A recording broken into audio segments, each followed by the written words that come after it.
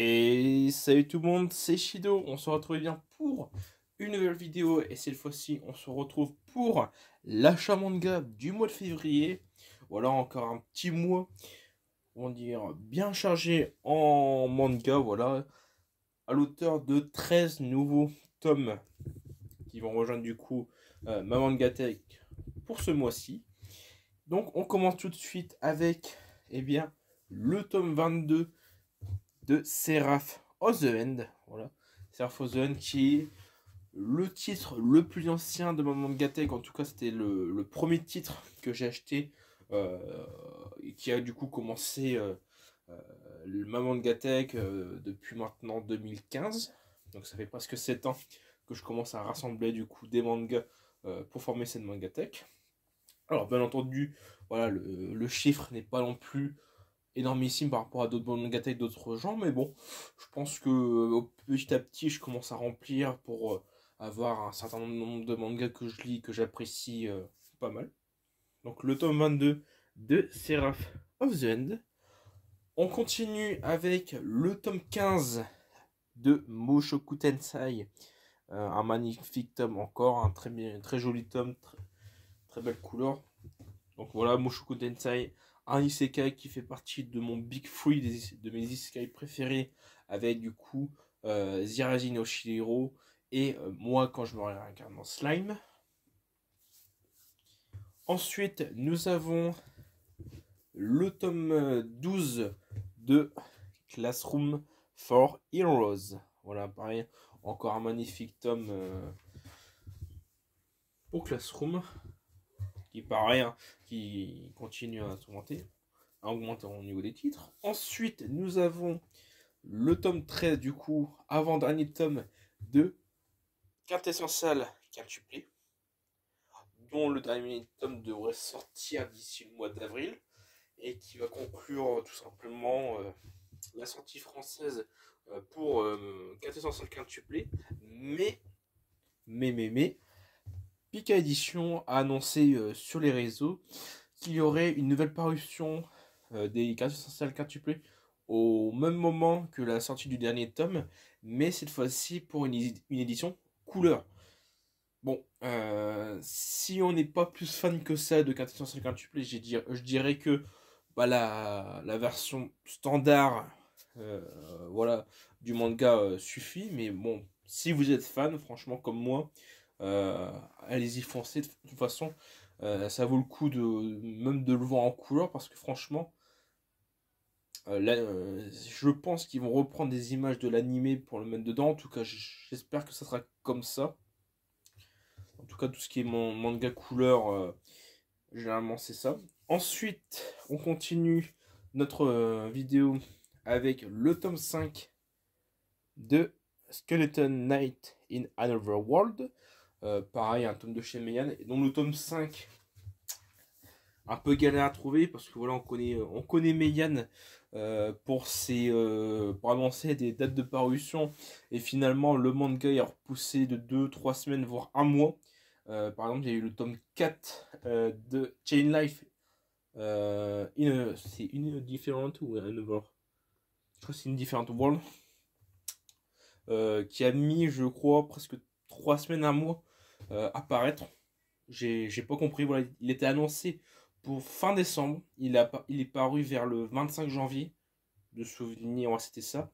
Donc voilà, bon, Meian, c'est vraiment pas les meilleurs pour tout ce qui est sortie manga, mais bon, si on aime bien les isekai, franchement, ils ont des isekai qui sont très bien à lire, dont du coup le Skeleton Knight in Another World. Les titres à rallonge, c'est super. On continue avec une nouvelle entrée dans ma Mangatech. Il s'agit du premier tome de Les Carnets de l'apothicaire. Voilà le premier tome. C'est un titre que j'ai repéré dans une vidéo de présentation de manga.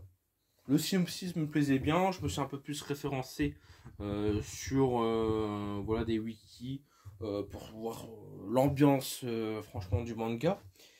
Et je me suis dit, voilà, dès que j'ai l'occasion, je me prendrai le premier tome pour vraiment avoir ma propre idée du manga, découvrir vraiment les personnages, le but vraiment de l'histoire. Et franchement, j'étais plutôt bercé par les pages que j'ai lues. Et franchement, voilà, donc c'est un titre que je vais très vite remplir, étant donné qu'il y a déjà, je pense, 6 mangas sortis en France.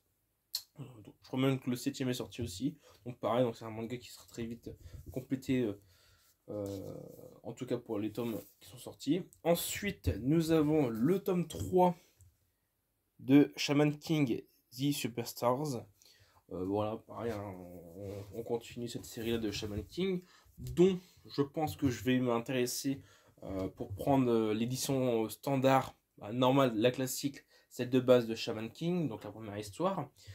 Étant donné que, voilà, j'ai The Flower, ça c'était Flowers, ouais, c'était Flowers, du coup Superstars, donc je pense que je vais essayer de trouver, en espérant, en bon état, les premiers tomes de Shaman King, donc les gros tomes quand même.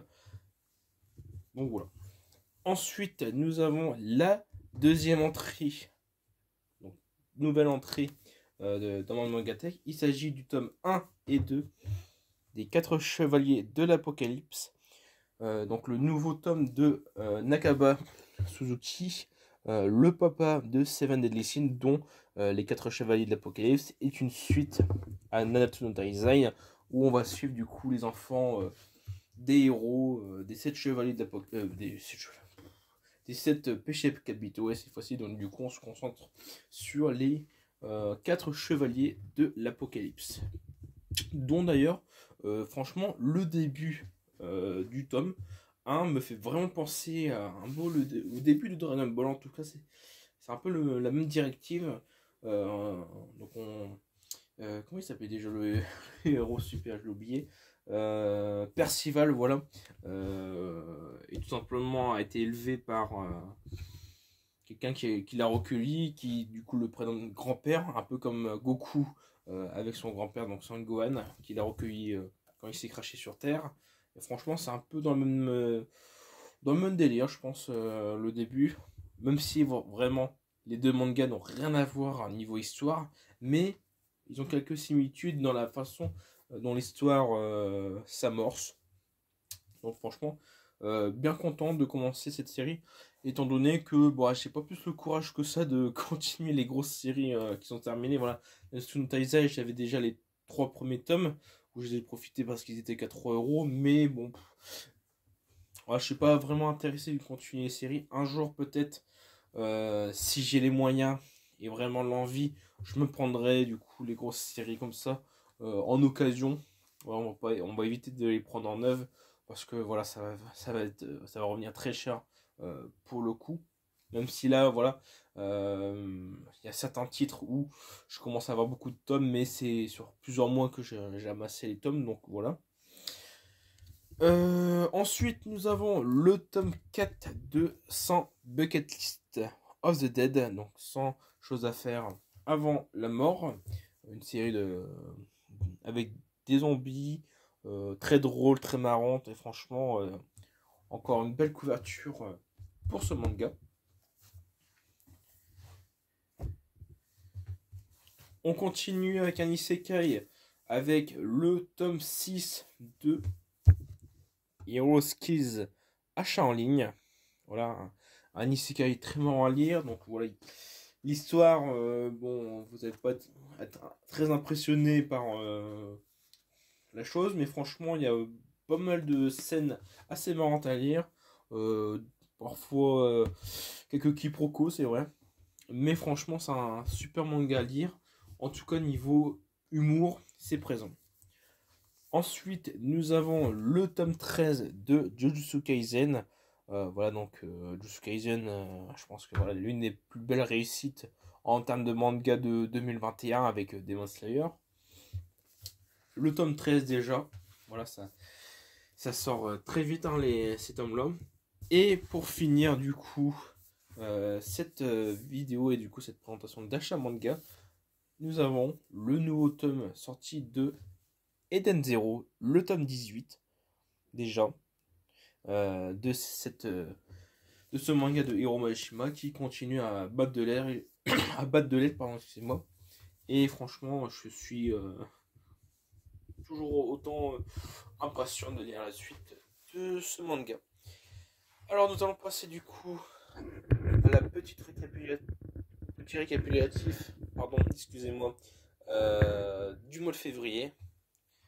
Donc avec le tome 18 de Eden Zero, le tome 13 de Jujutsu Kaisen, le tome 6 de Hero Skills, le tome 4 de Sans Bucket List, les deux premiers tomes des 4 Chevaliers de l'Apocalypse, la suite donc de Nanatsu no Taizai, le tome 3 de Shamakin The Superstar, le tome 1 des carnets de l'apothicaire, le tome 5 de Skeleton Knight in Another World, le tome 13 et avant-dernier de Quintessential Quintuple, le tome 12 de Classroom for Heroes, le tome 15 de Mushoku Tensei et enfin le tome 22 de Seraph of the Wind. Ce qui me fait un total du coup de 13 mangas pour ce mois-ci. Donc pareil, on reste dans la moyenne entre 10 et 15 mangas au mois à chaque fois.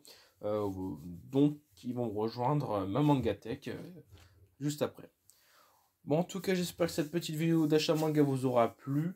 Nous, on se retrouve très vite pour une prochaine vidéo, donc celle de, normalement, la prochaine. Du coup, ça sera la vidéo de présentation d'achat manga du mois de mars. Et on se retrouve du coup très vite pour une prochaine vidéo. Allez, bye tout le monde.